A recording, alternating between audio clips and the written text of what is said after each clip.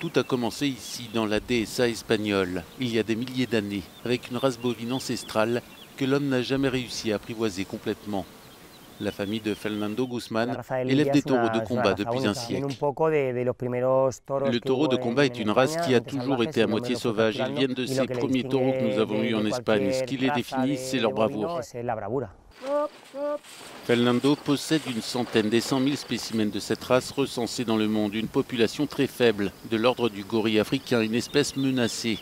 Élevé en liberté, il joue un rôle important dans la conservation de l'environnement local.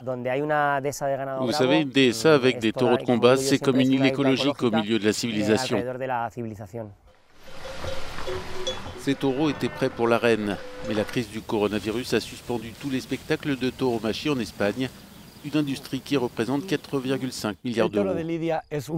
Les taureaux utilisés pour les combats sont une race unique. Ils sont nés et ont été élevés pour l'arène. Mais la baisse de popularité de la tauromachie au cours des dernières années met sa survie en danger. Aujourd'hui, le coronavirus est peut-être le dernier clou dans le cercueil de cette tradition historique.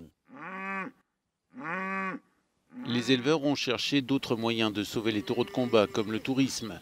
Fernando espère que la tauromachie reviendra en force après la pandémie. Leur disparition provoquerait des problèmes au niveau de l'environnement, au niveau culturel et économique. Je pense que nous voyons venir le danger. Nous allons nous rendre compte que si cela se produit, ce serait catastrophique.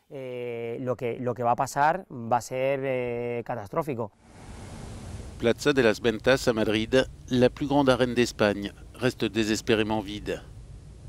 Vous vous rendez compte maintenant, quand vous la voyez vide avec cet immense silence, un jour normal, cet endroit serait noir de monde. Les bars, les restaurants seraient pleins à craquer, vous verriez de longues files d'attente au guichet. L'annulation de la saison des corridas à Madrid entraînerait une perte de 400 millions d'euros pour la ville.